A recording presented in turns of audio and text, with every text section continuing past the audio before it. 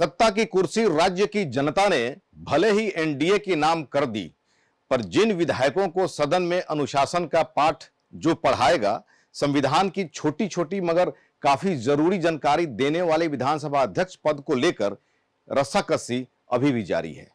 विधान मंडल में चाहे बिहार विधान परिषद हो या फिर विधानसभा हो, दोनों में स्पीकर का बहुत ही इंपॉर्टेंट रोल होता है। एक तरह से कहा जाए तो सदन का कंट्रोलिंग अथॉरिटी स्पीकर ही होता है।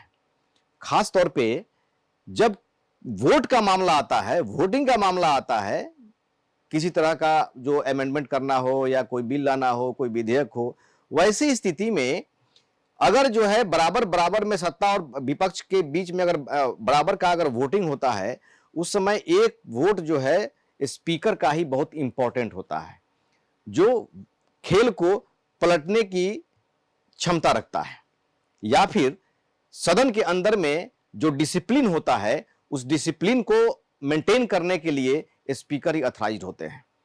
बिहार में एनडीए सरकार के गठन के बावजूद विधानसभा अध्यक्ष मतलब स्पीकर पद को लेकर बीजेपी और जेडीयू के बीच खींचातानी अभी भी जारी है। बीजेपी ने तो बहुत शकून के साथ तय भी कर लिया कि कौन बनेगा स्पीकर, पर जेडीयू की तरफ से अभी तक इस बिंदु पर संकेत नहीं दिए गए हैं, जो जानकारी मिल रही है। दिलचस्प बात तो यह है कि जेडीयू नेतृत्व ने विधानसभा अध्यक्ष के लिए राज्य के मुख्यमंत्री नीतीश कुमार के काफी करीबी विधायक को इस पद पर ताजपोशी की काफी तैयारी कर ली है। विधानसभा अध्यक्ष पद को लेकर मुख्यमंत्री नीतीश कुमार काफी आग्रही रहे हैं। विपरीत परिस्थिति में भले उन्होंने समझौता किया। वर्ष 2005 में जब स्पष्ट बहुमत नीतीश कुमार को मिली थी, तो मुख्यमंत्री नीतीश ने उदय नारायण चौधरी को विधानसभा अध्यक्ष बनाया। 2005 से लेकर 2015 तक वो अध्यक्ष पद पर रहे। वर्ष 2015 में जब नीतीश कुमार आरजेडी के साथ मिलकर चुनाव लड़े और जीत मिली, तो 2015 से 20 तक विजय चौधरी विधानसभा अध्यक्ष रहे। 2020 में एनडीए की सरकार वापस आई तो जेडीयू को मात्र 43 सीटें मिली थी और उस समय बीजेपी के पास 74 विधायक थे। बीजेपी ने खास रणनीति के तहत विजय सिन्हा को विधानसभा अध्यक्ष बनाया। 2022 में नीतीश कुमार ने जब महागठबंधन की सरकार बनाई तो आरजेडी ने भी बीजेपी का फॉर्मूला रखा। 2020 विधानसभा चुनाव में आरजेडी सबसे ज्यादा विधायकों वाली पार्टी बनकर उभरी थी। आरजेडी के प्रस्ताव को नीतीश कुमार मान गए और अवध बिहारी चौधरी को विधानसभा अध्यक्ष मतलब स्पीकर उनको बनाया गया। 2024 में नीतीश कुमार फिर एनडीए के साथ आए तो 43 विधायकों वाली मजबूरी थी, तो बीजेपी ने नंदकिशोर यादव को विधानसभा अध्यक्ष बनाया।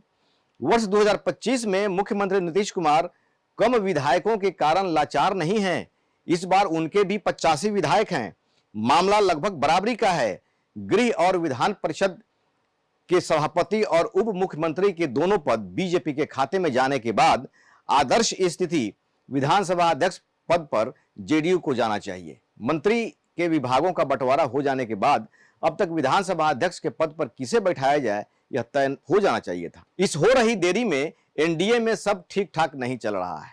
बीजेपी पहले से ही 9 बार विधायक रहे प्रेम कुमार को विधानसभा अध्यक्ष पद के लिए तैयार किए हुए बैठी हुई है पार्टी, लेकिन इधर जेडीयू के भीतर भी दामोदर राउत को विधानसभा अध्यक्ष पद पर बिठाने की पूरी तैयारी चल रही है। उम्मीद है कि दोनों तरफ के रणनीतिकार इस मुद्दे पर बैठेंगे। कहा जा रहा है कि उप मुख्यमंत्री सम्राट चौधरी की ट्यूनिंग आजकल मुख्यमंत्री नीतीश कुमार से अच्छी है। चर्चा यह भी है कि सम्राट चौधरी ने सलीके से दोनों उप मुख्यमंत्री का पद लिया, गृह लिया और अब विधानसभा अध्यक्ष का पद लेंगे। अब यह और बात है कि मुख्यमंत्री नीतीश कुमार रेणु देवी पर सहमति प्रदान करते हैं या फिर प्रेम कुमार पर।